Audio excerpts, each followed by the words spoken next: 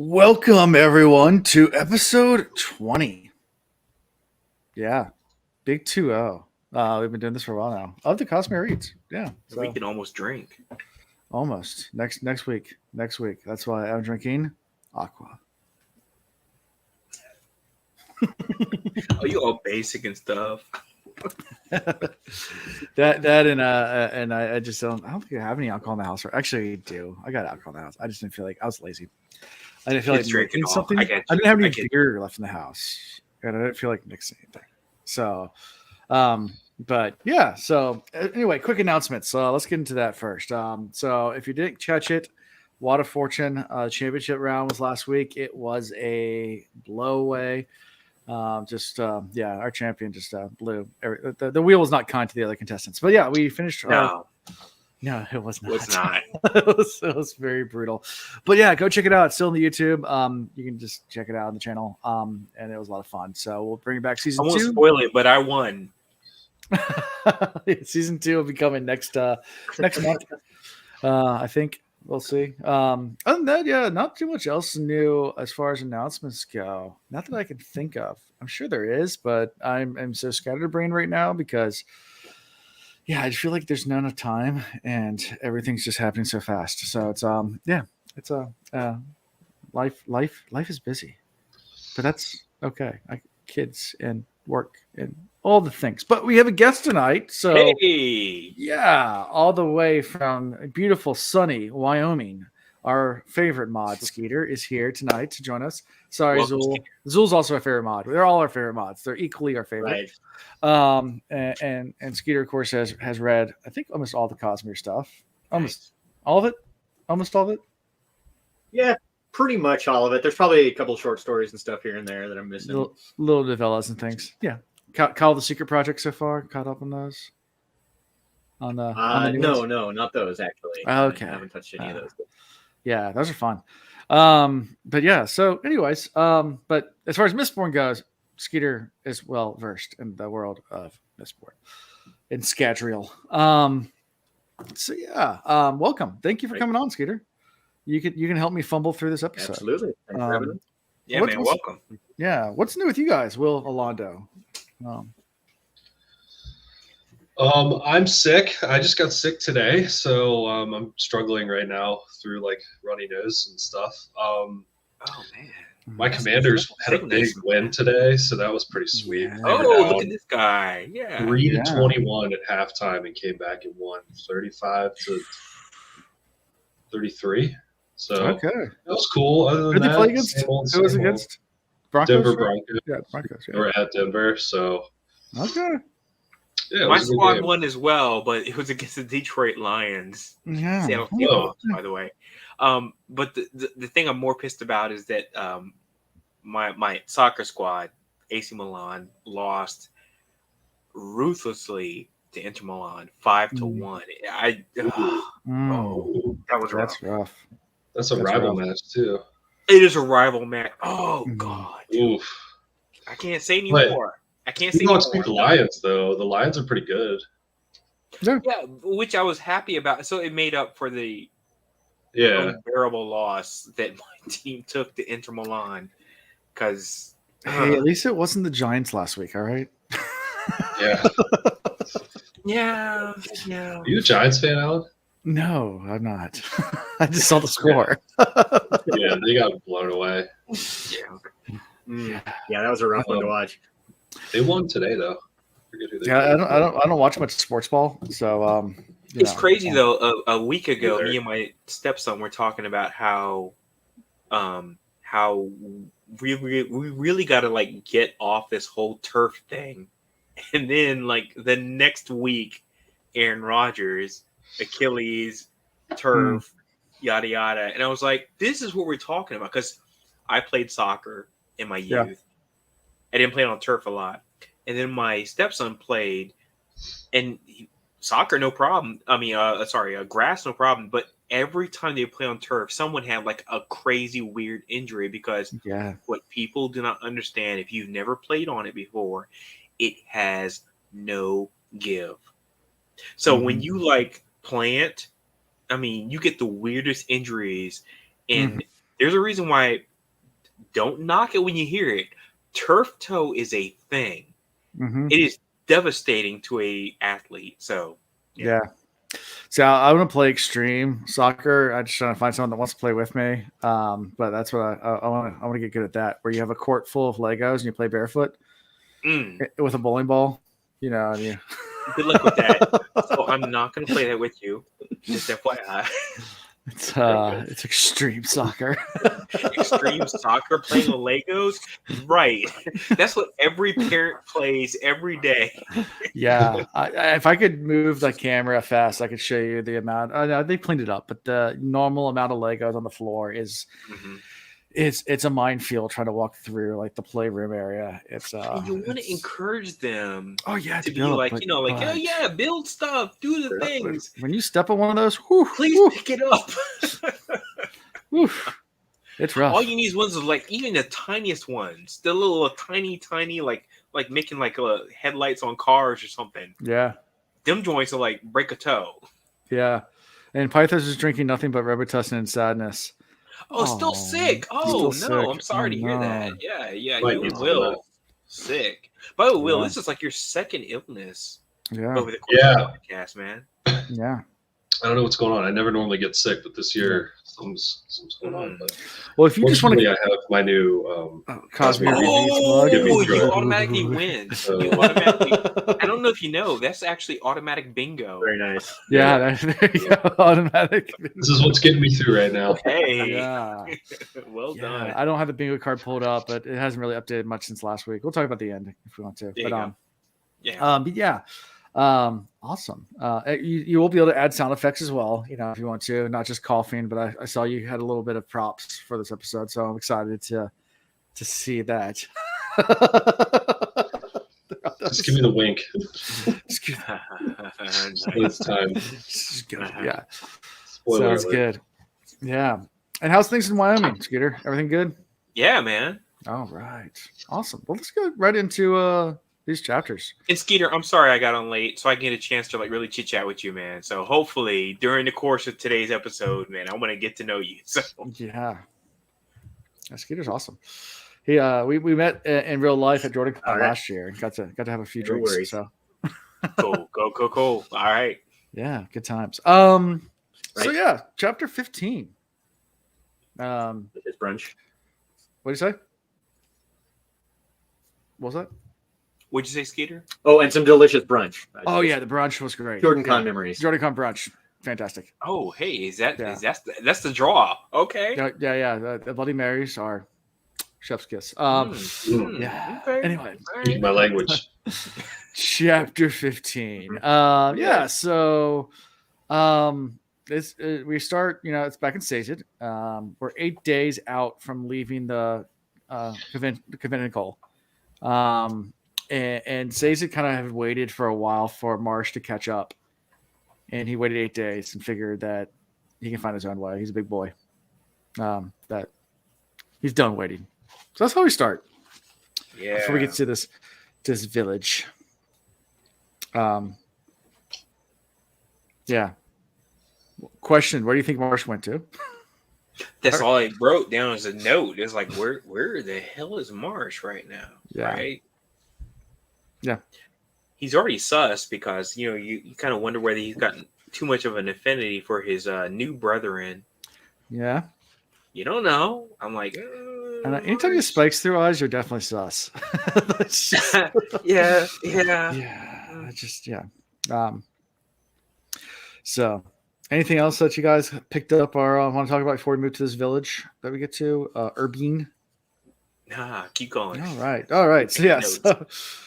So he's making his way, I guess, through the eastern dominance back towards Luthadel. And he stumbles upon on a hilltop, I guess, overlooking the main road towards this little village. And, I say little. It's a decent-sized town. But the village is dark. And it's...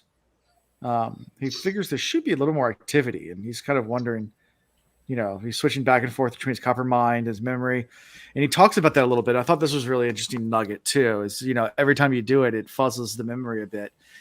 And it reminded me of like a story, or not a story, but something that happens with our memory as well, and why eyewitness encounters are always not that great is because every time you recall a memory, your brain does change the facts a little bit.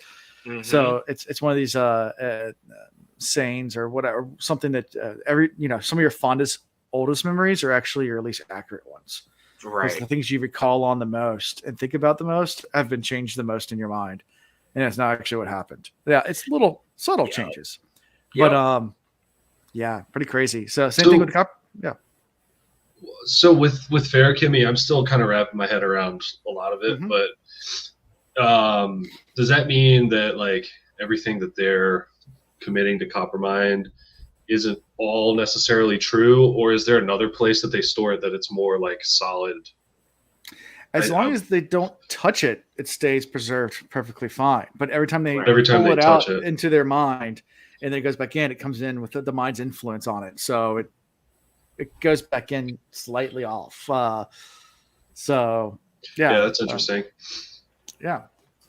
Which makes things because they aren't just. It's not just like reading a book or whatever. You're actually erasing the data as you pull it into your mind, then your mind that makes the change or whatever, and then put it back on the Coppermind. So the actual source material that he's pulling from becomes slightly more corrupted each time he uses it. Mm-hmm. Yeah, that's really interesting. Yeah, it's like the memory berries from like South Park, basically. Yeah. Remember when? And it's like, oh no, it's not like that. I always remember. By the way, I'm gonna go ahead and segue right here and say, people who talk right now about how great Empire Strikes Back is. I remember when that joint came out. I was a little youngling, and people hated it. But now everybody's like, it's the best Star Wars movie that ever came. I was like, stop your noise, because I remember back then it was like, oh, we hate it. I was a young kid, and I was like, I watched Star Wars because it used to put it on a loop on like whatever the channels were back in the day, and Empire Strikes Back came out, and everybody was like, oh, this is the worst. I hate it. It's like Han Solo and Princess Leia are just sitting in a freaking asteroid inside of a freaking worm, and blah blah blah, and Luke gets his hand cut off, and blah, and the reviews were terrible, but yet still, now here we are, like 40 years later, and everybody's like, oh, it's the best Star Wars ever, and I'm like, yeah, it's because you don't remember what it was like when it came out. Everybody's like, not the best. So Yep. Interesting. Yeah, a lot of that with the prequels too. Like prequels are very hated on back when they first came out, and now they're much loved by the next generation. Loves it, and I got no hate. I'm not going to yuck their yum. Do you? Yes. Yeah. Mm-hmm. But can we talk about Ahsoka for it? No. That show's been amazing, by the way. But anyway, so it's not. The Star Wars reads. The new podcast we're starting next week. With all your free time. Sorry, guys. We nerding out here. We're gonna read through. We're gonna start with Bloodlines, Star Wars novel, it's the first Star Wars book. So it's not a joke. Okay. Yeah. He's just looking for co-host still. Yeah, I'm still looking for my co-host. Yeah. So, anyways, so back to Copperminds. Yes. But yeah, so back and forth, and talks about like keeping some of them pristine, like some they don't touch. They take them back up to terrace and don't mess with, because it's that important of information that only if it's absolutely needed. But things like geography and cities, they call from back and forth. But this particular village, is supposed to be like a nice little village, and pretty bustling from what he can recall from his Coppermind.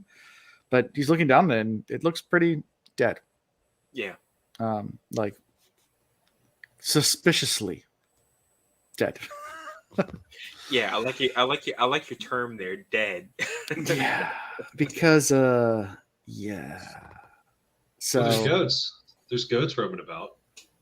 There's what running about? goats and like farm animals? Goats? Oh yeah, the farm animals. Yeah, and he was wondering about that too. Like, shouldn't they be tended to? Maybe they just. I know he's like, I've heard stories about people just letting goats kind of graze wild, and then the shepherds come and round them up. But he's like, do they have enough food to where they don't care about like predators coming and eating their goats? Like, this is a little weird. Yeah. Exactly. Not everything's dead. All right. We didn't know at the time.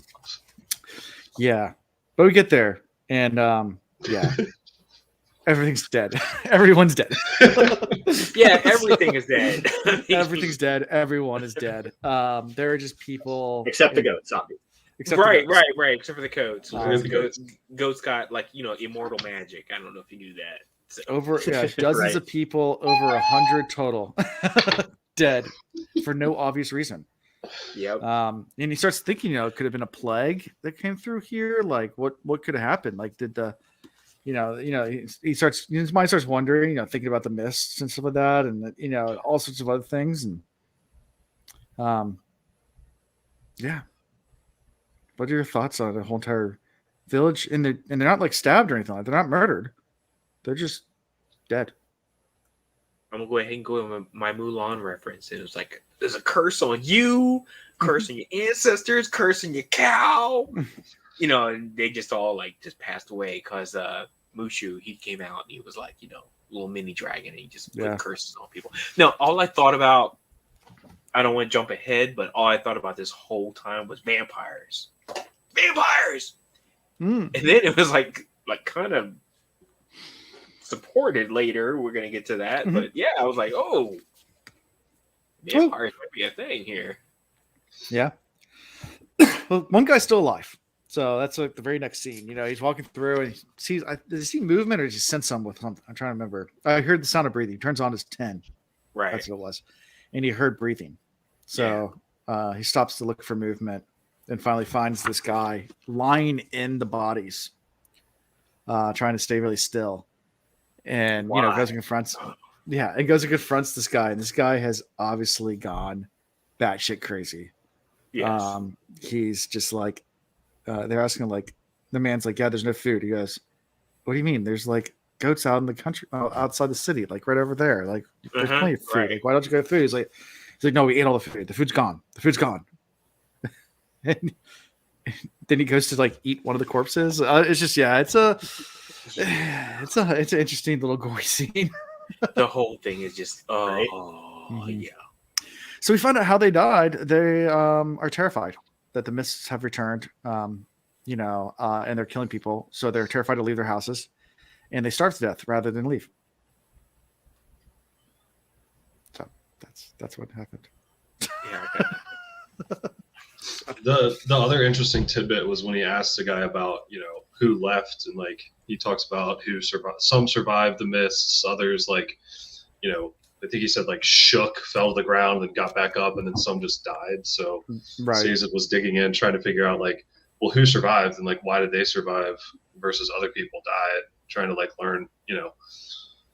I thought he was asking really smart questions, to figure out like, so you can survive the mist, but you can't. Like, what's the variable there that like, the mist let some survive but killed others. Huh. Yeah.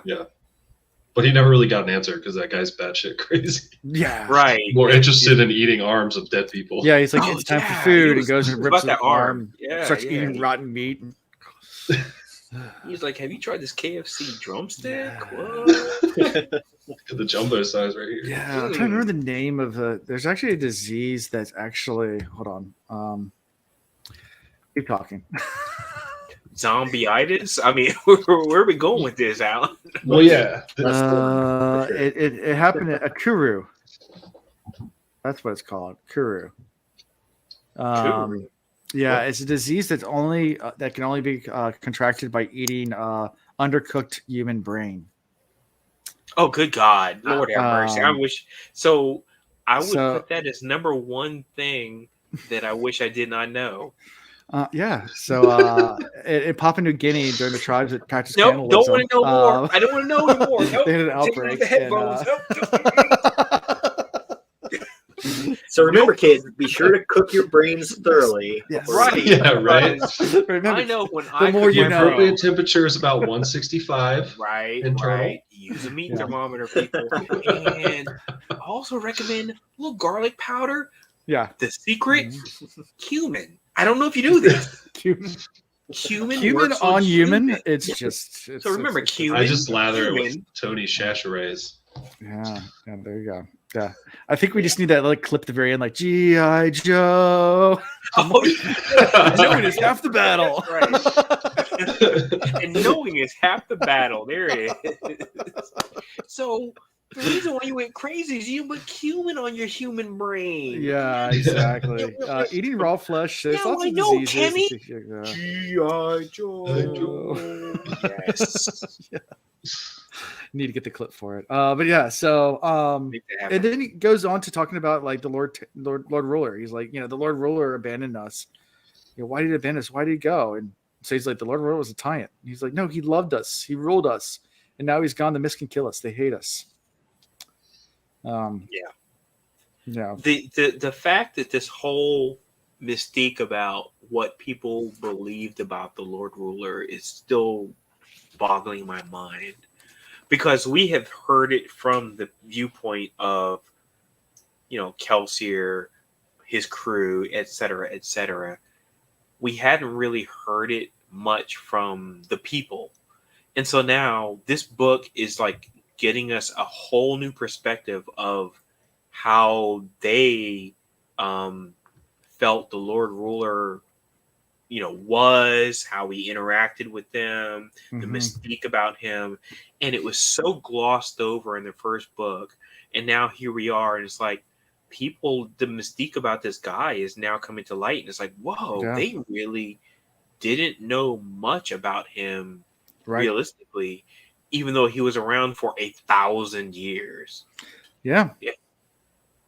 Crazy. People in the countryside, didn't know anything besides he's the ruler. Yeah, exactly. So after this, Stacey realized something's wrong. He already realized this, but like he needs to get back faster than ever to Lithidel just to report everything back. So he goes ahead and he was trying to wait around. He was trying to wait around for Marsh, right? Right. Yeah. And then he was like, I can't wait around for Can't wait around.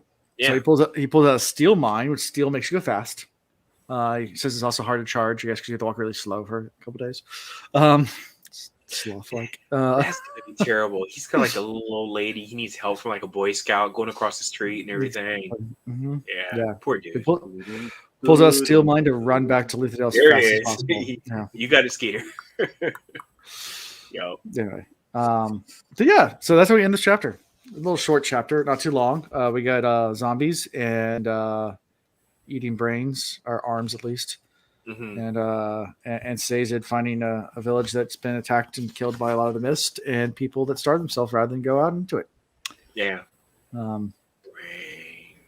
Yeah, brains. Zombies, vampires. I got zombie vibes too. Yeah, I got vampire vibes, but yeah, zombie makes more sense. It's like arm. I'll eat the arm now. Yeah. Nice. So craziness. How desperate do you have to be to like literally starve rather than go outside? Like how bad, how terrified. I know phobia is a real thing, and I know this happens. It's happened before with like shipwrecks and things like that, where people get stranded on a reef or whatever, and one person gets attacked by a shark and they starve on the reef rather than try to swim for it. Yeah. And stuff like, I know it's portrayed in movies, but stuff like that does happen. But yeah. But the thing is, we've actually seen what can happen with the mist now. Yes. See, it was a different thing before the beginning of this book. When we saw somebody affected by the mist, saw what they went through, and now you have to assume someone else in this world has seen someone else go through what happens if they're impacted by the mist. So yeah, I get that. If you see one person get mist virus, and they're like, "Oh no, you got the mist virus," and then they go down, and you're like, "Oh, okay, I'm gonna stay inside and just eat peanut butter for like 7 years."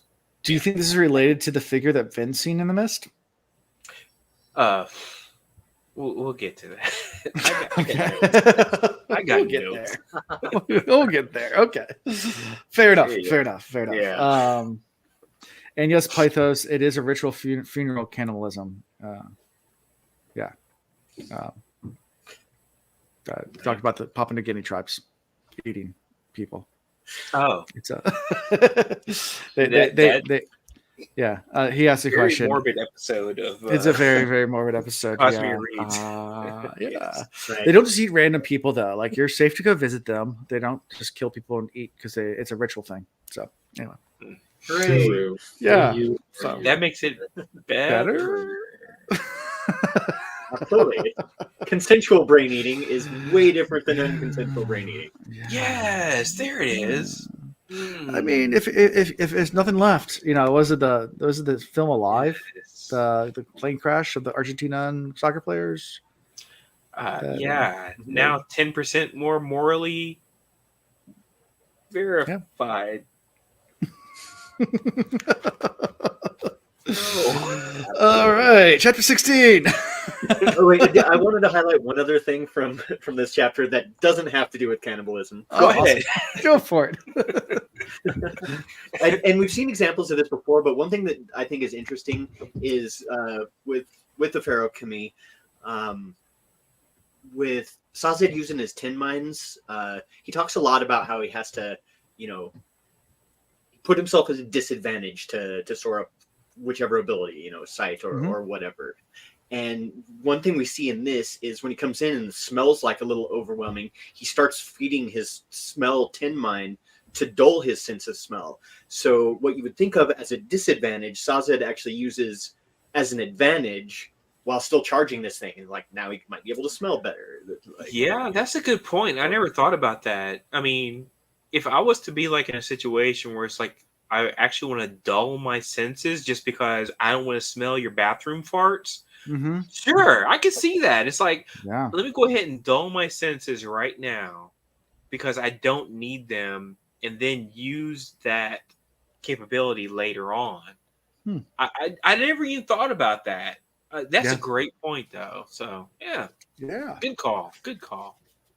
I have a question on that. That's quite a balancing act, right? Because if you walk in somewhere and it's super stinky and you don't want to smell it, you obviously, whatever you want to call it, make yourself less sensitive to the smell. You dull it, right? Yeah, you dull it. Yeah. But if you are in a rose garden and you really want to smell the roses, if you want to smell something that smells good. So how do you prepare for that? Do you have one ring, for example, that would dull it, and then another ring that would, you have a dull enhanced ring or same ring? Right. Can you have multiple though? So I mean, when you're filling one up, it dulls it. When you're using it, it enhances. So it's what you're doing to it. It taps what you filled it up. Are you saying you could have two and you're dulling one and then using the other one? No, I guess I'm just asking, how are you, battle ready? Do you just have a, Neo in the Matrix busts open his trench coat and he's got rings ready for whatever he needs to do?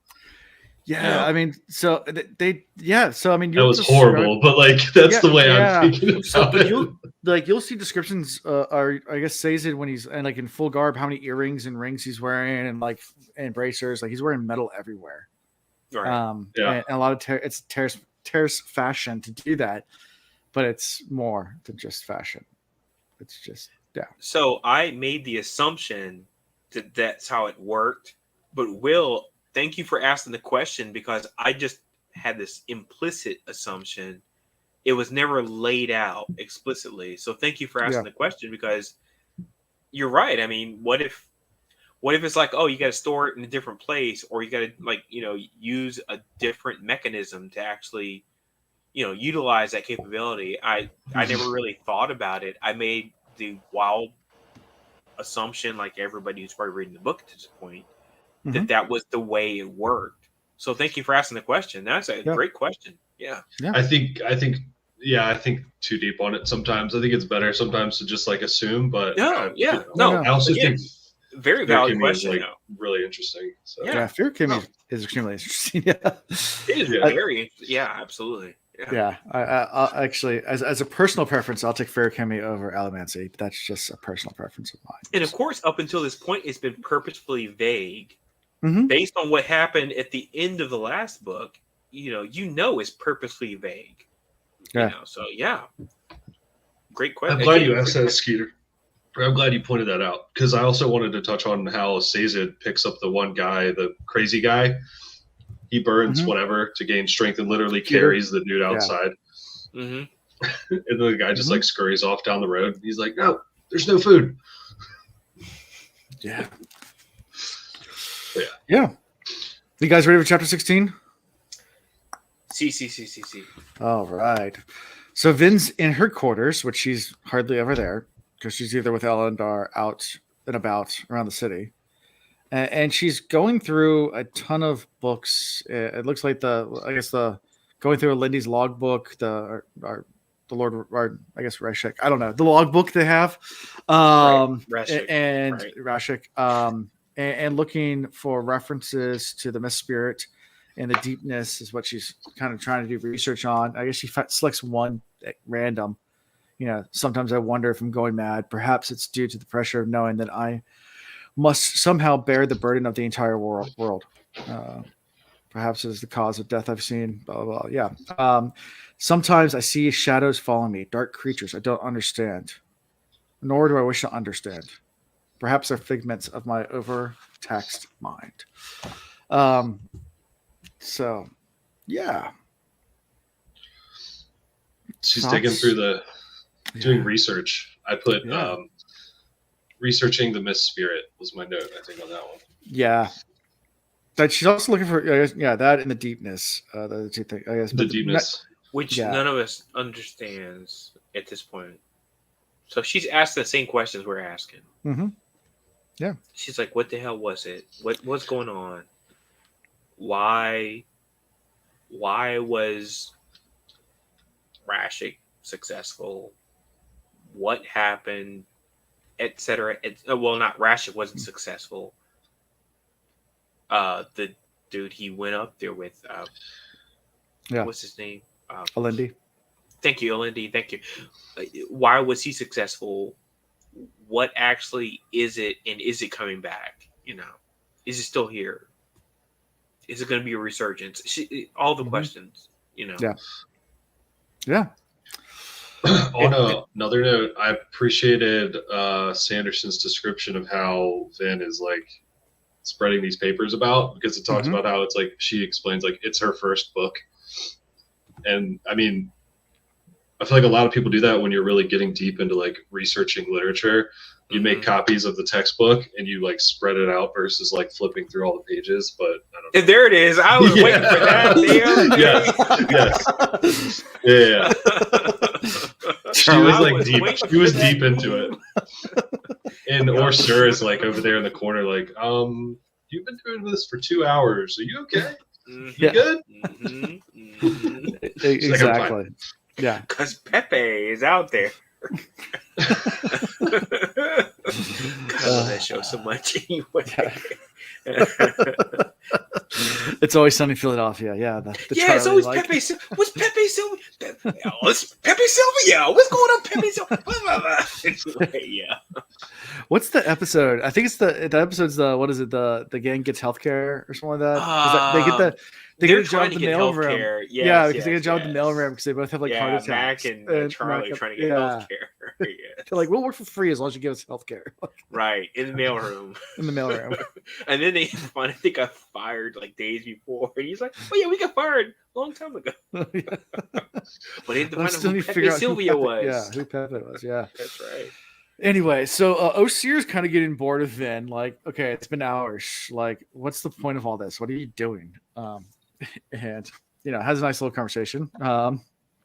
Just she's like, I thought you didn't care about how I spent my time. And he's like, I don't, but I still get bored. Like, yeah. Nice little back and forth with them. And she explains, it's the Lord Ruler's logbook. Actually, and she says, well, actually, it's the logbook of the Lord Ruler we knew, the logbook of the man who should have been the Lord Ruler. And Osir is a little confused by this, and she kind of just brushes it off. Like, oh no, I guess she explains it. Yeah, she says, Yeah, the man who took power of the world station, the man is not the man who wrote this book. Mm-hmm. There's a prophesized hero, but he was betrayed by Rashik, the hero's Pac-Man. He said, but I don't know anything else really. He's like, but then she says, I thought we already talked about this, like when you were new. Like, why are you asking me questions about this? Like, and he's like, I recall you briefly mention it. Yeah. And that checks out because I don't really feel like they went into a lot of detail before about this whole thing. Out loud. I feel like it was there was a lot of stuff that they said it was like kind of glossed over. Mm-hmm. So I feel like Orseer's like in the right to be like, what you talking about, Willis? And I'm like, yeah, that's kind of what happened, you know, because you know they were like reading it because remember they were getting it piecemeal. Yeah, they were. You know, the diary, and at the time it was like, oh, Ish went down, blah blah blah. We don't really quite understand what's going on here. And then it's like, you know, at the end of the book, it's like, oh, well, 2 and 2 makes 4. But, I mean, it's not like they were like, hey, Renew, just FYI, this is what's going on right now. They weren't really, like, relaying those kind of messages back. Kelsier would have. Mm-hmm. But remember that Vin was the one that kind of figured it all out based on her final fight, you know, with the Lord Ruler. So yeah. And then she reads another passage. It isn't a shadow, the dark thing that follows me. It isn't really a shadow. It's blackish, translucent, looks kind of shadow-like, but solid outline. Yeah. Wispy and formless, like it's made out of black fog or mist, perhaps. Finn lowers the pages and thinks more about this mist spirit thing. Just, is it the same thing? Also finds more references to the deepness. Still has no idea what it is. Yep. So, any other thoughts about her research? Something about the writing made it seem like they were trying to allude to the fact that this other mist thing was like a figment of her imagination or something. I felt like that's what they were trying to kind of drop the hints of that. You know, it was like, oh, this isn't real or something. Yeah, she paused. I assume I'm not mad. Yeah. Okay. Yeah. So I felt like I was picking up vibes of that, and I was like, no, there's no way that I get it because no one's seen him other than her in the context that she's seen him. I mean, because the last couple of chapters didn't Orseer like either left or came in late or whatever it was. I can't remember. But it seems like she's like the only person who's like seen this dude. What's his name? It's the Watcher, but what's his name? Zane. Yeah, Zane. We'll find out later. Billy Zane. Yeah, Billy Zane. Yes, from Titanic. So, so it gives you this impression she might be going mad for like a half minute, and I was like, no. The writing's on the wall. He's real. Yeah. Yeah, and it goes through even more, I guess, more from the logbook, you know, that this mist thing did kill someone. You know, it can affect the world. It placed a knife right in the FedEx chest. I'm certain the wound would have been more traumatic. Of course, Rashik thought that I stabbed him because we were the only we were alone that night. She on your comment, Alando, she even talks about on like how whoever wrote this logbook made the decision to either decide, yeah, I'm mad and I'm seeing shit, or no, I'm not mad, this is a real thing. And she's like, I think that points out she's kind of trying to figure out, like, am I crazy or am I actually seeing this stuff right now? And she's like, nah, I got to make this decision. Like, this is actually happening. I'm not like just hallucinating this stuff. Right. So yeah, it definitely gave me that image that like Vin is kind of questioning reality for a second, but she's like, nah, like this dude said it in the logbook. I'm seeing the same thing. Like this is legit stuff. Which I feel like it's trying to conflate a whole bunch of different things that she's seeing and making her question. Because the best thing you can do to make somebody go crazy is to make them question everything about their reality. So not just question one thing, but question everything. And I feel like that makes so much sense. But she's got, Zane. She's got like this mist being out there. She's still like, dealing with some like trauma, which we talked about in the last book, PTSD. Poor thing. I mean, and so she's dealing with a lot. And again, I always keep coming back to the fact she's only 17, 18. Yeah, somewhere in there. She's young. Yeah, she's young. She's young. I mean, and she's dealt with a lot. I mean, and she also battled and killed the Lord Ruler. I mean, the trauma of all this stuff. Yeah, it's gonna tear at your mind in different ways. So, Alondo, do you think these mist spirits? I'm asking Alondo because Alan and Skeeter have read it. Do you think that the mist spirits can only be seen by Mistborn? Because I kind of was wondering that. Like,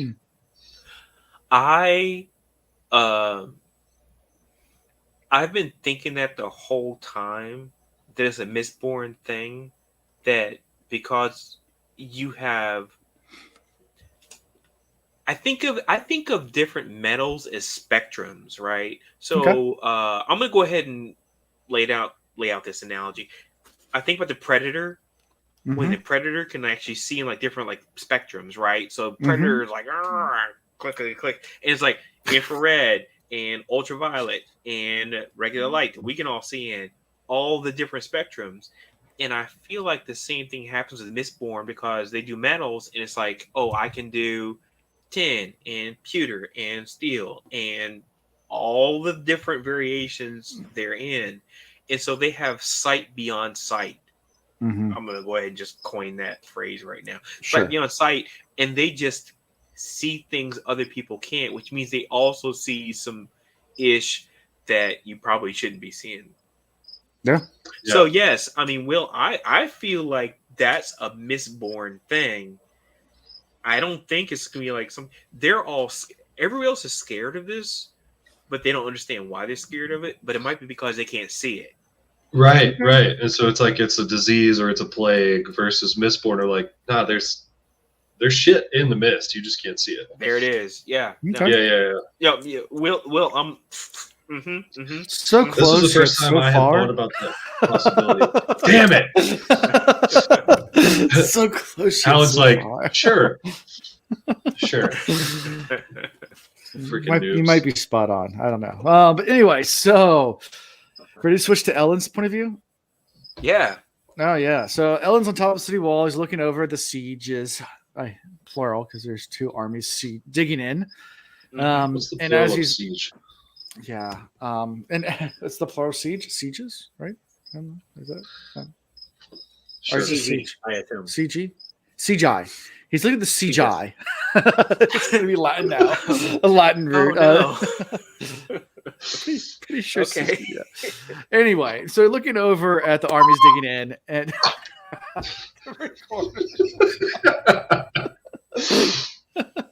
if you can play the Titanic, my heart will go on. I will die a happy man. We'll save that for episode 50. You can practice a little more. Okay, got it. So yeah, looking over and Alondo's boy shows up. Our boy Clubs. Clubs, man, has been sent by. He's the voice of just old dude who's like seen some ish. Yeah, but he's been sent by Tindwell to fetch Ellen, pretty much, and they have a nice little quick conversation just about. He says, "Hey, you made yourself the focal point of this. You have to go meet with one of these kings, whether it's Straff or Set, because they're not going to meet with any of the other crew. Like, this is your place to be." And Ellen stays quiet for a little bit, and he looks at Clubs and says, "Am I good king, Clubs? In your opinion?" Clubs responds, says, "I've known worse leaders."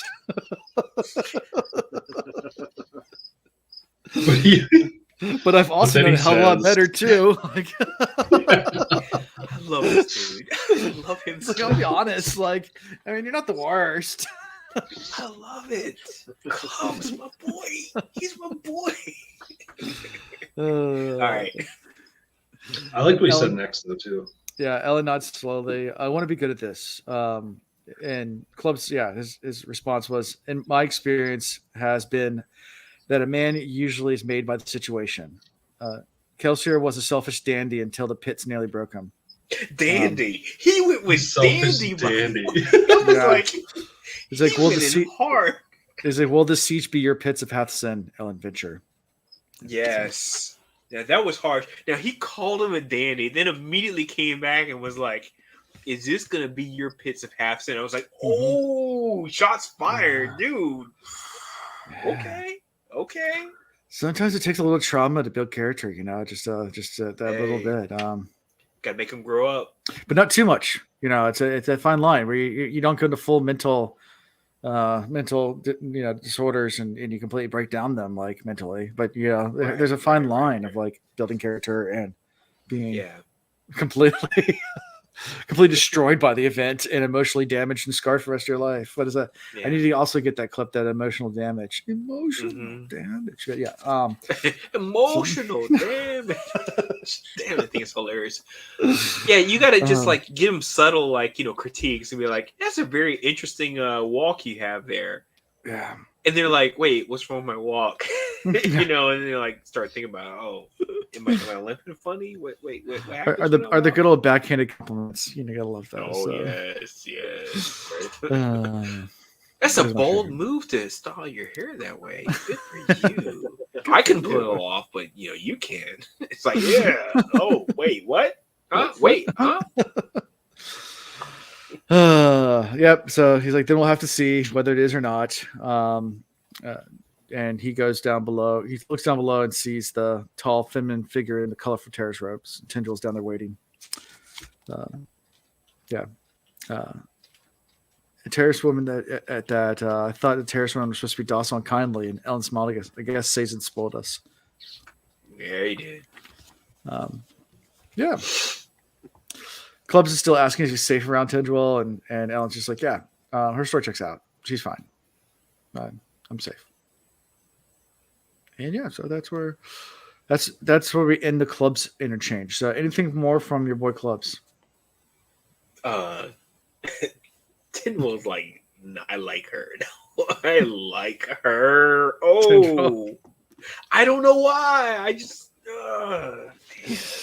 she's awesome. I love her work ethic, by the way. Yeah, she works hard. She does her thing. She's like, I'm not trying to mess around here, just trying to get things done, so on and so forth. She's like, don't question me, so on and so. I like her. Yeah, we'll get to that later. Anyway. Yeah. So he goes down to see Tendril, and first thing I think she says is, we need to get you something better to wear. It's like, what do you mean? He goes, it's disgraceful. She pulls no punches. She's like, yeah, your outfit, not fire. She goes in hard. Love it. And then Ellen starts arguing. She cuts him off, which I just love this. She cuts him off because kings don't argue. They command. Like, no. You're going to be a king. Like, you command. You don't argue with me. This lady. Dude. Have you guys seen the movie The Campaign? No, I haven't. With Zach Galifianakis and Will Ferrell. Yes. Okay. I was going to say, I know I've seen this. I remember the name. I was like, why do I know this? Okay. Yes, I have seen it. Yes. Great movie, but Tendril is like Zach Galifianakis' like campaign manager when he comes in. Yeah. It's like, what are you doing with these pugs? We got to get you some golden retrievers if you're going to go after this guy. That's right. Anyways, she's whipping him into shape. Yeah. Be a king, I guess. Ellen's even like, well, I guess, I'll keep a few, suits for formal occasions. And it was like, no, you're not going to wear suits anymore at all. He's like, excuse me. He's like, you maintain the dress code preferred by the nobility, sanctioned by the final empire. In some respects, that was a good idea, but you know what? You're in a different position now. You're at war. Your dress should reflect that. Yeah. And he says, I'm no warrior. This uniform would be a lie. He says the first point we'll soon see to that. The second is not true. You command the armies of the Central Dominance. Right. Your uniform is not a lie. Yeah. Hey man, look good, feel good. Yeah. But everything she says makes sense. Everything she says makes perfect sense, and good on her. I mean, getting this young boy, because again, let's not forget the age. He's book learned. He don't know, what it takes to be like, a king and like run things and do things. And yeah, she's like, no, you need to step up your game, please. Yeah.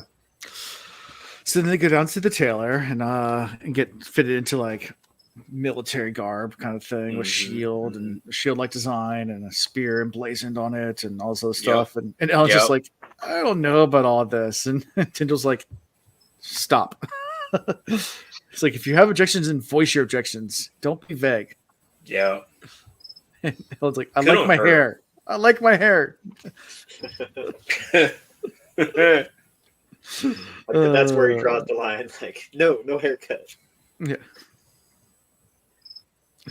And then he drew the line, but but then immediately, overruled. Yeah. So all right. So there's where the line. But it wasn't like a serious haircut. She didn't ask him to like do something crazy. No. She was just like, can you get a little bit more kingly with your haircut situation? It wasn't like, hey, I need you to put these dreads in. Come on. Yep.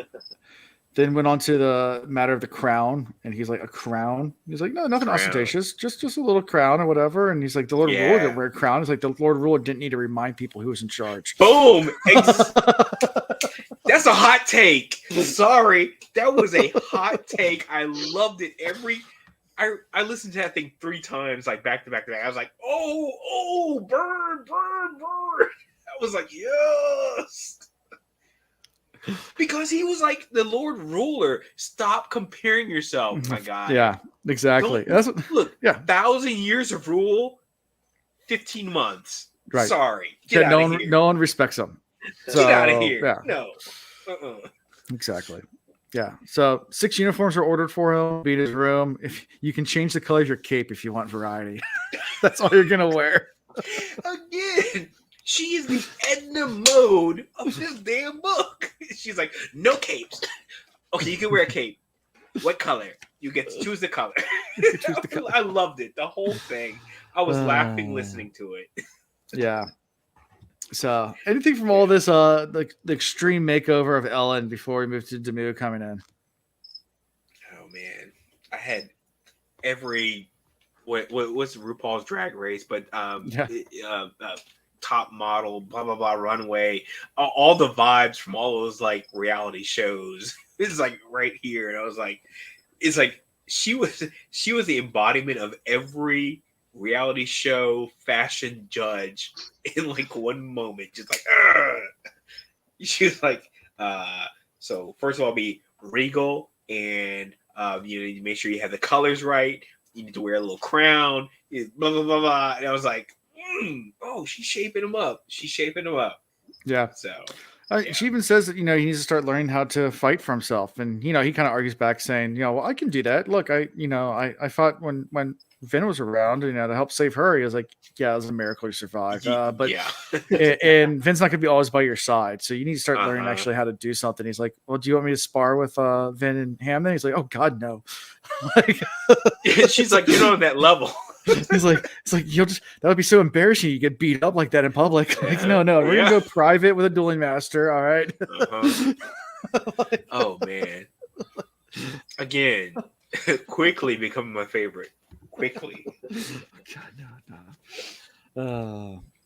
But yeah, so anyway, so then Demu comes in. So anything from all that before Demu?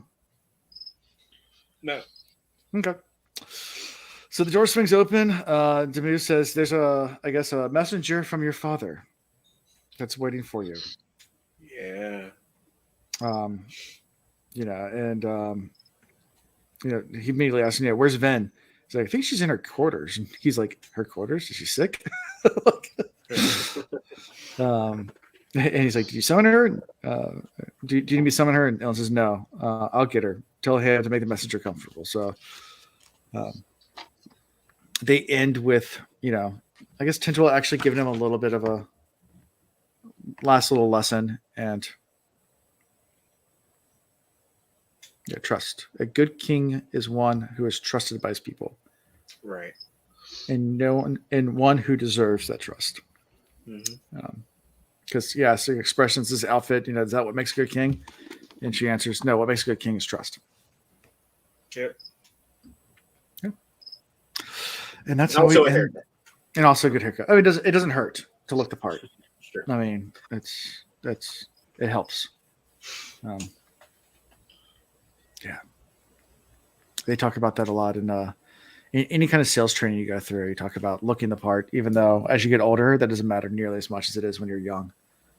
Because it goes back to the whole trust thing and experience. And once you have experience, none of that matters anymore. But when you're young, like Mr. Venture, Ellen Venture, looking the part is a big part of actually gaining any kind of cred. Because if you're like a 22-year-old fresh, you know, fresh into the role, talking to a 60-year-old man about, you know, selling them something, yeah, if you don't look the part, it's gonna be tough. You're setting yourself up for just having a hard time. But once you're old like me, you can grow beards and you know, do whatever you want because it doesn't matter.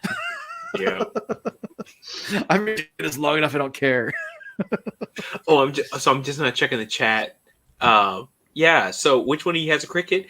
I have a cricket outside my window. It's just true. He's not enjoying the content. No, he's not. So yeah, I don't know what that's about. Sorry, Zool. I wish I could do something about it. I probably try to stomp that bitch, but yeah, no. I actually have one too. I did. Sorry. Oh, you do too. Okay. There's two crickets going. All right. Nice. Yeah, this cricket's like right. So I sprayed a whole bunch of like bug spray, bug guard out in the yard, and I think it's like trying to come closer to the house because that's where it doesn't like to go. Yeah. That'll happen. Yeah.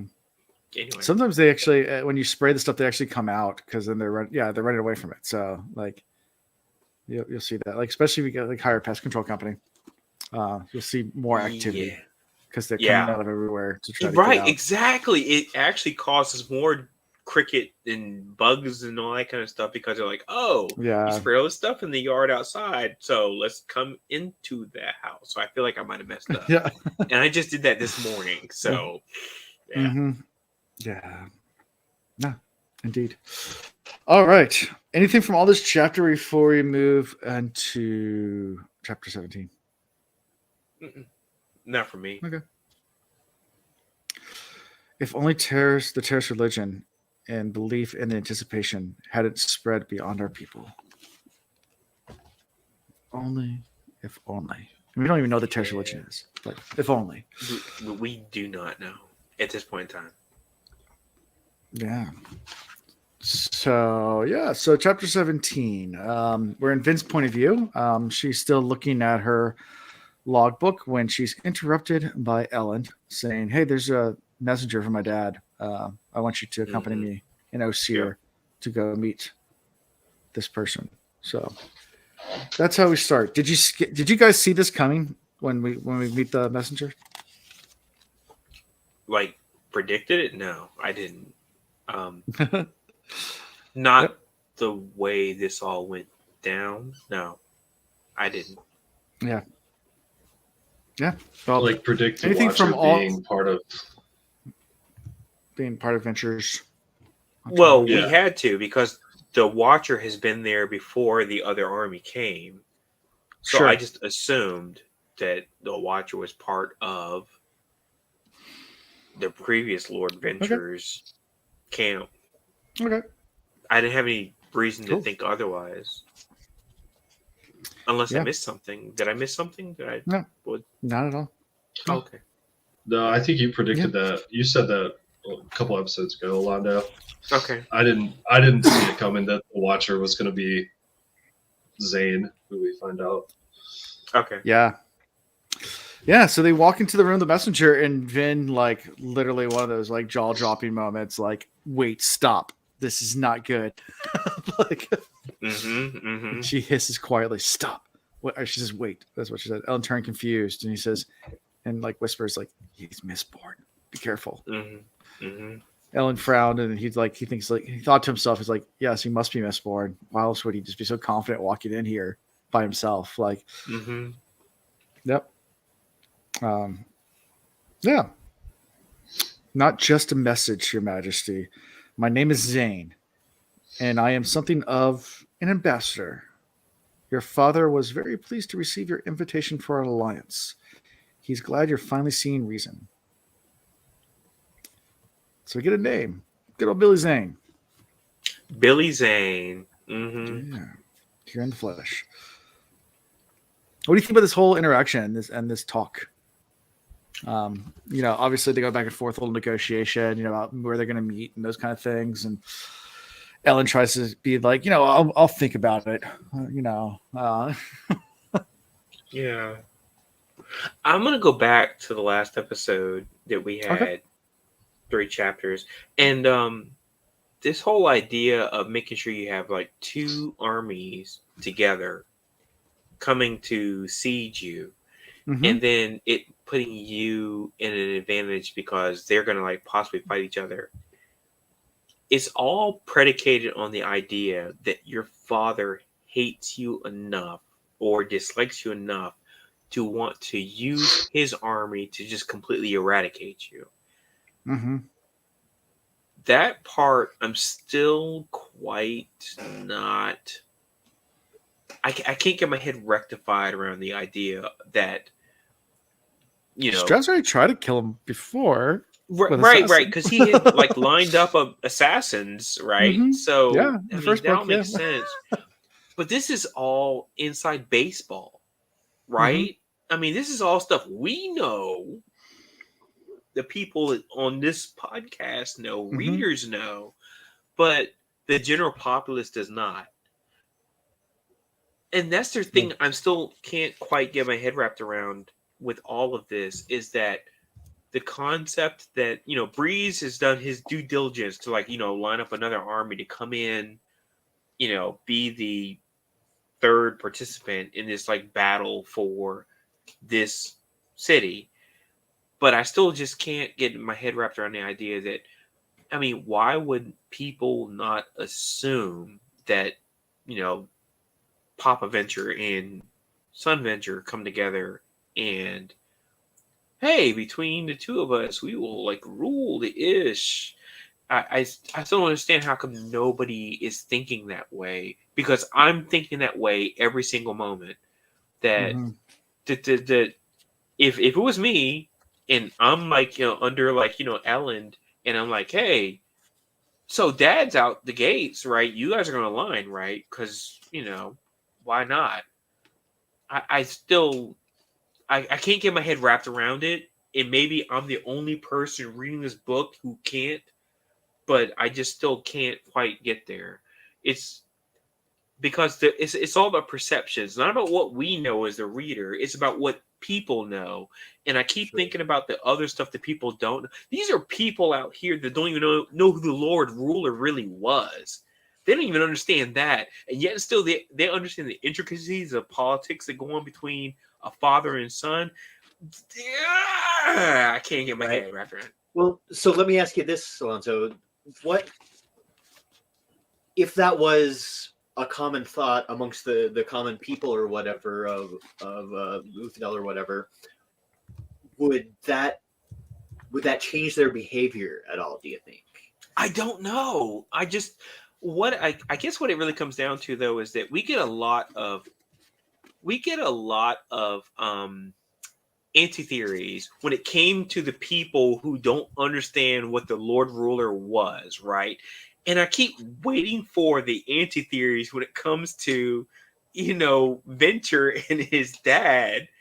But it seems like everyone is already on board. We just had the last 3 chapters, a whole discussion about people like, oh, well, your dad's going to come in here. He's going to eradicate us.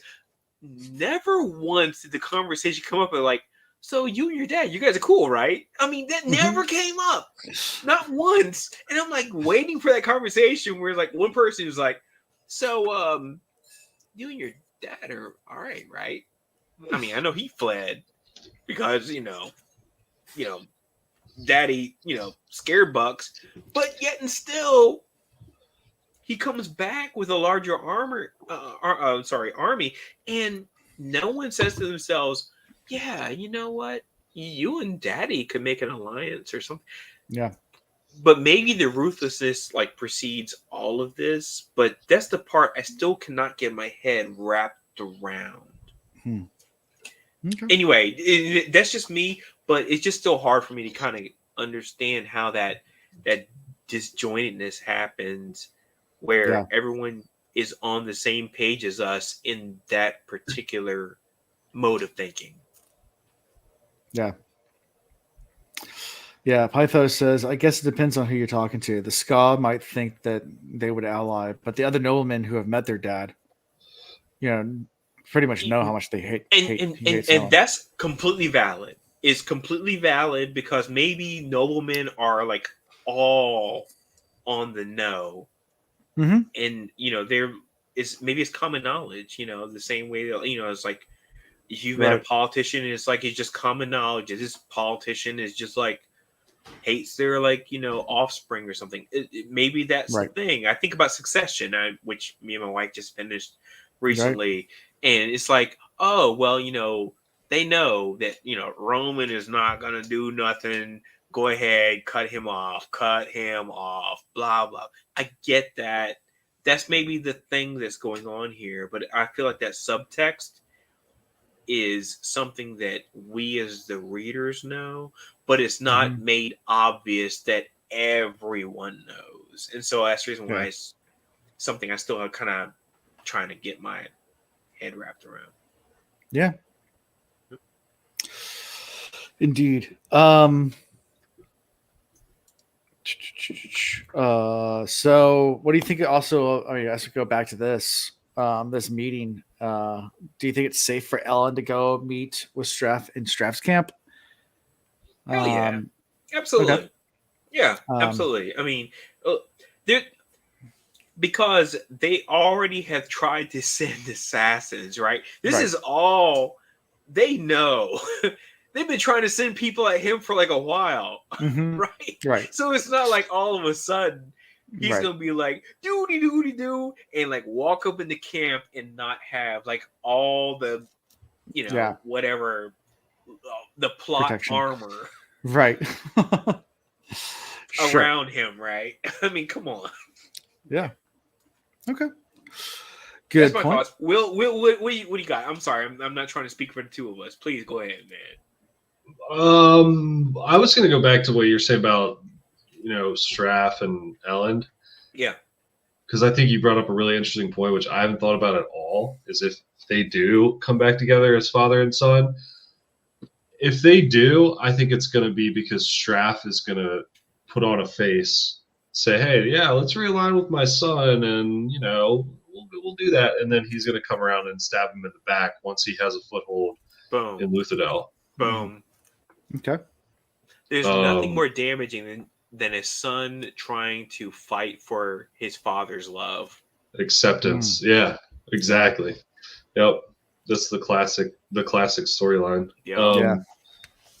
Do I think it's safe for Ellen to go into his camp? Yeah. Yes and no. I don't know. Okay. I think he's gonna hopefully have the crew around him, because I mean Ellen would be like, yeah, I'll go in there with a couple people, but I think his crew would be like, no, we need to like come in there full force, no bullshit. Sure. Because if you come in there weak, they're gonna kill you. Yeah. Mm-hmm. So absolutely. If they do it, absolutely. If they do it right, yeah. So. Yep. So anything from all this before we move to afterwards? Nope. All right. Great questions. Yeah. So afterwards, very good questions. Yes. Yeah. Afterwards, the meeting ends. Zane leaves. Vin goes on patrol this year, and as he's walking through, she senses Zane. Decides to go confront him, and they get into a pretty epic sparring battle, which I think she's mistaken, thinking that they're just sparring. At some point, she realizes that no, he's not backing down. He's not going easy. It was with a coin push. They got in a push match, and at some point, like he starts, trying to pull a coin through her, and he's like, "Okay, well, you've obviously won now, so you're gonna let go." And no, he just keeps on pulling harder. He's like, he's gonna kill me. Like, so this Zane is a badass. He's really powerful, really good, knows how to use allomancy very well. Yeah. Right. But he also sees Vin as like an equal because she's a Mistborn and he knows that.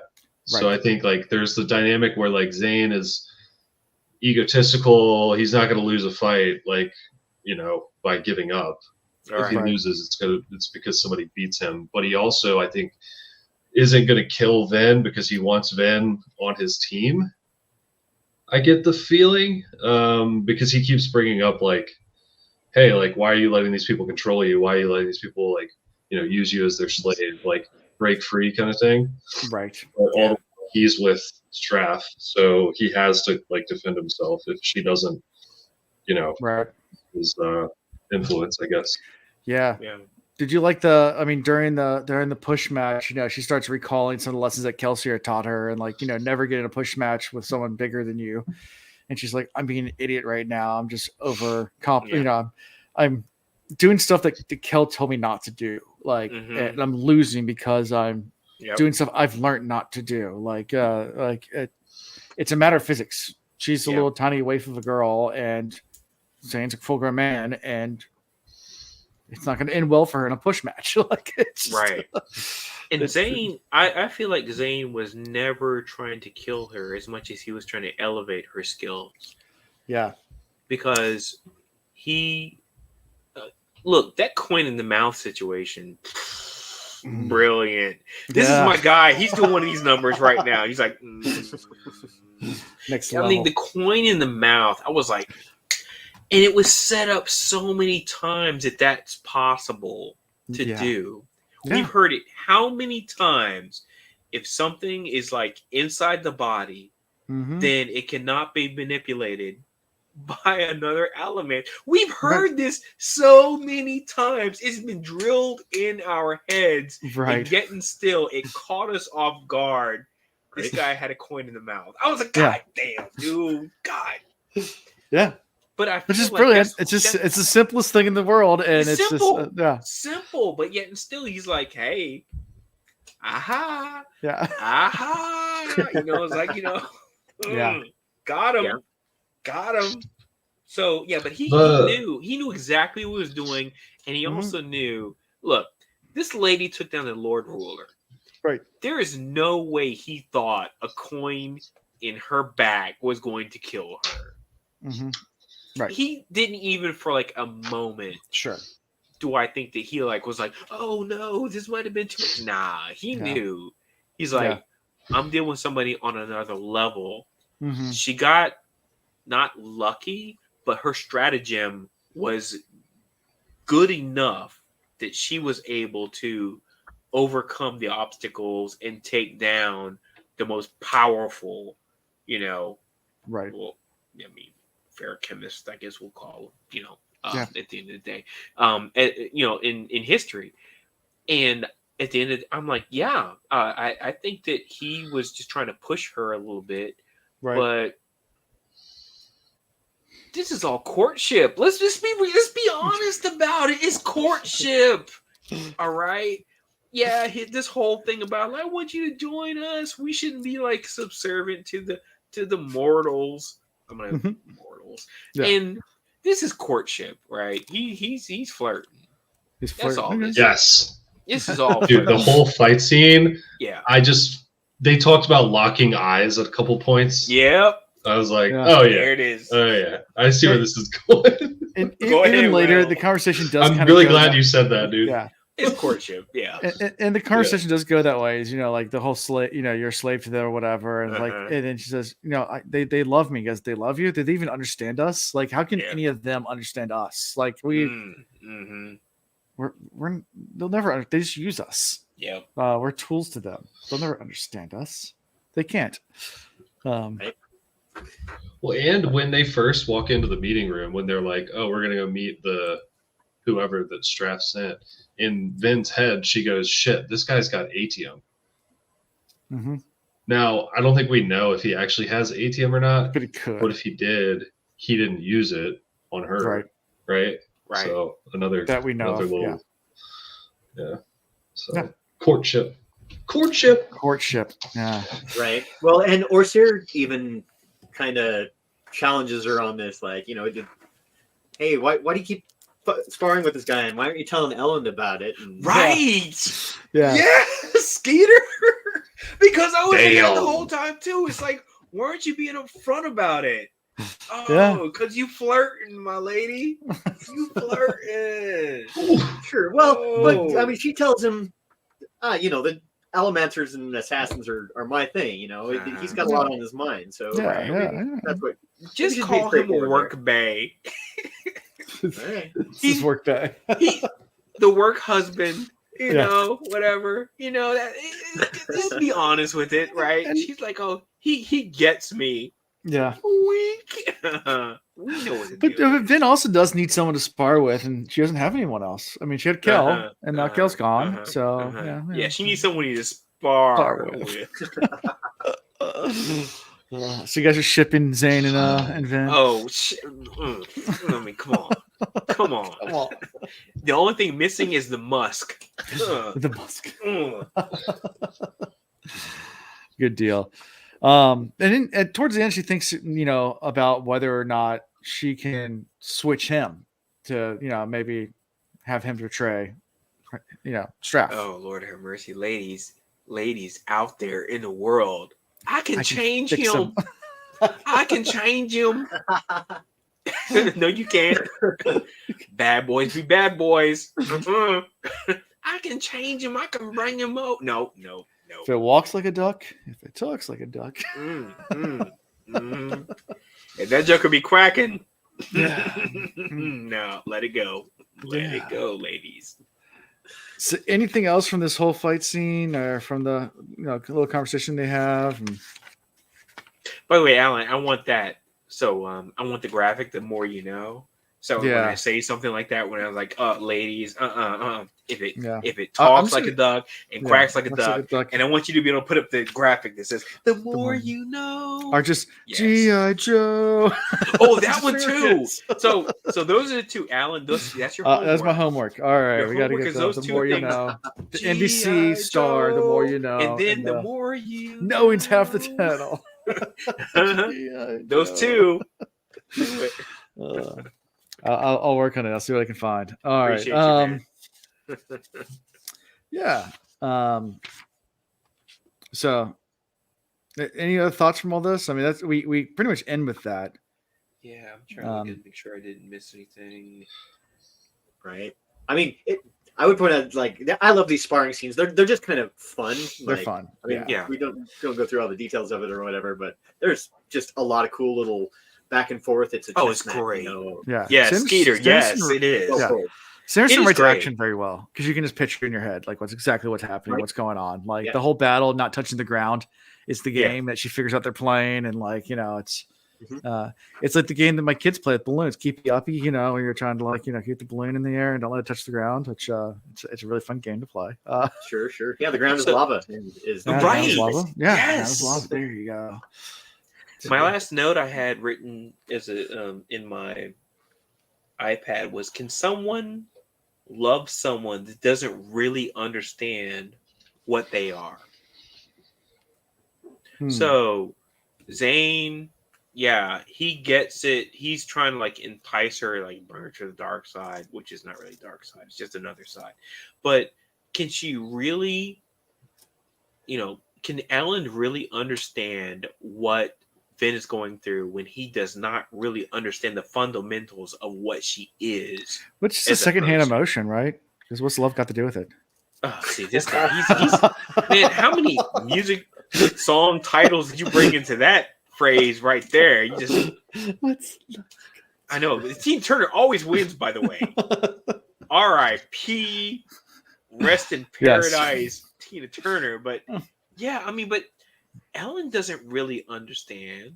I mean, this guy is like, yeah, he's book learned, but he doesn't know what it's like to be like, to deal with the power that they have, and then he also doesn't understand what it's like to be a ska. Now, I'm gonna go ahead and go on a wild tangent and say I think that Zane is also a ska. Yes. Yes. Okay. Because I think that he knows that Vin is too. And that's the reason why I think it's not just a whole, a weird in misborn territory. I think it's we're both. I'm gonna go ahead and just go back to Harry Potter, half breeds, and it's like only we understand what we are in terms of how we have been subjugated, but also have incredible powers and capabilities. Okay. So that's my thoughts. I hate this phrase, but there's a lot of truth to it in that real recognizes real. But maybe ska recognizes ska kind of thing. Okay. I mean, Ellen grew up in nobility, high class society, right? Vin did not. So that's huge separation there. Yeah. Zane, maybe he didn't. It seems like he's a little bit harder, if you will. I mean, Ellen has a lot of confidence issues. Zane clearly does not. Yeah. And they are both utensils of the people that they work with. If you think about it, I mean, they're not like maybe they're in the inner circles because they are powerful, both of them. Right. But yet still, it's not like they're like part of the establishment. Sure. I mean, I'm not getting the impression that Zane is like the establishment, because I can't imagine like he's just like being let to just run out and like, jump over rooftops, whatever night and do what he does if he wasn't like, just basically in the eyes of the nobility, like expendable. Like, oh, well, whatever, do your thing. So I feel like right now there's a whole dynamic there too, where it's like, they just feel like, we're being used as pawns. Wait, we're being used as bishops in this chess game, not pawns. Bishops, maybe knights in this chess game. And they're like, knights are extremely powerful if you give us an opportunity. Right. Just like in chess. I mean. Yeah, they got the short game, man. Hey. So I would counter the Tina Turner point. Oh, I love a counter. Yes, please, go. Please. With a little bit of Paula Abdul. You gotta counterbalance each other a little bit, and opposites attract to a degree, right? Oh, God damn, I love that song. God damn, I love that song. Hold that thought. Savage. Be lovers. Mix the bed, and she's my point there being. Anyway, go ahead. We can. To have a successful relationship, you have to complement each other in certain ways too. Sure. So, and we did kind of skip past this at the beginning of the chapter. We had some really cute moments there between Vin and Ellen, where he comes in, she's like, my man's sexy with his new haircut and his uniform, and that's right. And he's like, oh man, your handwriting is like amazing, and also with the haircut, she's like, oh, does this mean I can cut my hair now? He's like, oh yeah, you can always cut your hair. I just think it's pretty that way. And she's like, okay, hair stays, So we got flirting at both ends here is all I'm saying. I love the counterpoint. Thank you, Skeeter. That's why you're on the podcast. Thank you, sir. Love it. Yeah, I forgot. I mean, the moment you said it, I was like, that's right. They did have this interaction at the beginning. Where it was like, that love was just like showing through. Yes, absolutely. Yeah. Good point. Love a counterpoint. Okay. Yeah. So I have to ask, because it's still the question that we still have not solved. Where's the Kandra? Who cares? Who cares? Okay.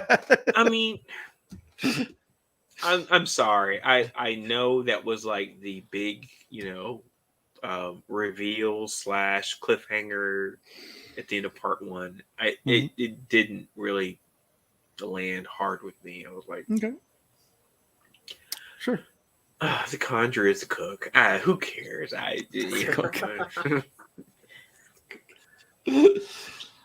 Good deal. I think the Conjurer ate Ellen. I think Ellen is the Conjurer. Okay. Wow, that's a hard take, man. Shoot. Spicy. Man, of all the people, I mean, that's okay. If it's true, dude. Plot twist. I mean, hey, go big or go home. Okay. Yeah. Ellen's dead. He is a bag of antlers. Ellen, aka Bag of Antlers. That's on his resume too, by the way. I don't know if you knew that. It's actually that's how he gets jobs now. He's just like, Ellen. Bag of Antlers. Skills. Ingest people. So Alana does not care. There is a murderer. Zane to work. I saw that too. Will just wants to work. And then, so a lot of there's a murder. No, I don't care. Nope. As long as he's not eating brains, and no care about this Conjurer. No. Now, if the Conjurer was Zane, sure, but that can't happen. So. Yeah, because he has Allomancy. Yep. Because I can't use Allomancy, so I'm like, not really. Okay. I get it. I'll be honest with you and tell you that I've lost a lot of interest in the whole idea of this whole mystery thing. And this is a guy that has read Agatha Christie novels on top of Agatha Christie novels. And usually I love a murder mystery. Yeah. I have no interest whatsoever in the Conjurer. I'm just like, okay, if the Conjurer happened to be clubs at this point in time, by the way, I really think it's like Spook. I'm just putting it out there. I really feel like the Conjurer is Spook. But I'm just like, okay. Yeah. Cool. So favorite character. Clubs. It's what's her name? Tendril. Thank you. Jeez, man, I was trying to look it up on my iPad. Yeah, but I love her because Clubs he wasn't featured long enough for me to actually make him one. Yeah. But yeah, Tendril. Man, she's on my work ethic too. I love it because the way she works is the same way I work. She's like all about that business, and she's like, get it done. Be on top of things. Yeah. Love her. Yeah. I should have asked before we went to favorite character. I just jumped right in. Skeeter, do you have any questions or anything else for them? Yeah, Skeeter, man. What's up, man? Yeah. No. I think I've covered most of my notes here. So okay, good deal. I have a question for Skeeter. What does your full shirt say? Because I see I did it, but I can't see the rest. Oh, it's it. So it says I did it for the level. It's a kind of an inside joke. We have a wheel-time board game, and a lot of times we have to fuck with each other in order to advance our own side, and we'll just say, okay. Love it. Nice. Yeah. Okay. Oh man, Will, I'm glad you asked the question because that's awesome. Nice. So basically, it's very cutthroat, and you do what you got to do to win. That's right. You do it for the love. Skeeter's like, pretty much. But we like to pretend that we're just like, no, we're still friends. I didn't really want to hurt you, but, I had to. I had to. Love it. That sounds fun. So we're friends before this and after this, but not during. Not during, right? Yeah. There you go. Will, favorite character? Since Alondo said Tyndall, I'm going to say Clubs because. God damn it! Well, because I love you, Alondo, and I want to support your boy here. But I love you still, dude. Well, but my reason behind that is because I was going to pick Tyndall, but since you picked Clubs as the other one who's helping make Ellen be a better leader, I guess, and I think that's huge right now. Even though he's a Conjurer. Yeah, that's a Conjurer. Conjure or not, he's got to lead, okay? Yeah. I mean, but you're so right, Will. He's like trying to like prop him up to be like, don't get too into your own ish. Just lead. Just do the thing. Yeah. Yeah. Like, keep focused on what you got to do, because that's what's going to make you a better leader. Suffer through this period where you don't know what the hell is going to happen. Right. But just keep focused on what you got to do. The objective at hand is to lead, and do that. You'll be a better person for it. So so that's clubs, right? He's a man of few words, but I feel like when he talks, like you've said so many times, Alondo, it's very profound and like well thought out. So okay, clubs. Okay. Nice. Skeeter, do you have a favorite? Yeah, but might be breaking the rules a little bit, but I just dig Marsh's style, just piecing out and like. Yeah. Where's Marsh? Because Marsh is like, he is like, that's the whole question in the whole freaking 3 chapters. Yeah. Where's Marsh? Yeah, these 3 chapters. Where's Marsh? Where's Marsh? Yeah. I give it to Seize for keeping us cool, watching a dude literally start to gnaw on some other dude's arm, and still keep it together and not just flipping out. But Seize he's seen some things, right? Yeah, Seize has seen some things. He's seen some. Does Seize have like a bracelet that he can take all this PTSD and just put it there? And just take it out of his head and into. He's going through some stuff lately. Yeah, it's called cocaine. All right.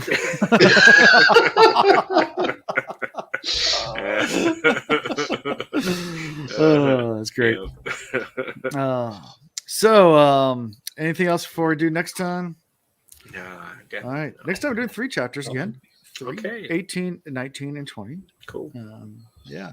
Not quite to the end of this part, but we still got. Actually, this is a big part. We've got a couple episodes left. But yeah, so we'll do 3 chapters again. I'll try to remember to bring up the bingo board again, see if we got any more further there. I think we got bingo by now. I think we're getting close. Maybe. I don't know. We'll see. I feel like not my stuff, but I feel like Will has some stuff on the bingo board that might actually have us bingo. I mean, I know if you guys lost internet connection, that's a way that you win. Oh shit, that's right, but none of us did. Yeah, but it has to be real. You can't just unplug your router. No. I got you. I win. Nope. Yeah, it's gotta be like a tropical storm or something like that. Middle of yeah. Where you forget to pay the bill, something like that. Yeah. Anyways, so we'll do that next week. Next 3 chapters, and Skeeter, thank you again for coming and joining us. Yeah, man. Thank you. Always a pleasure to have you. Good hanging out, Skeeter. Yeah. Appreciate you. Yeah, look forward to seeing you more in chat, and of course I talk to you on Discord all the time. But yeah. Which, speaking of which, how you get found is at thecosmereads.com, where you can find links to our Discord. And do all the fun things there. I do drop our episodes there. I do announcements and make and drop memes. That's mostly what I use my Discord for now. There are other channels as well that people discuss other things. We do not have Cosmere first time reader channels, but we do have Cosmere channels. So if that makes sense. So it's we just didn't want a million channels. So we've got some like no spoiler zones. We do some no spoiler zones for Cosmere as well, and it is. At least Mistborn and Stormlight have their own sections as well. Right. So the other stuff, the standalone novels don't, but there's general Cosmere talk. So it's come over, check it out, join the Discord, follow us on all the social medias. We are on Twitter flex. And then our merch. Yeah, we got mugs.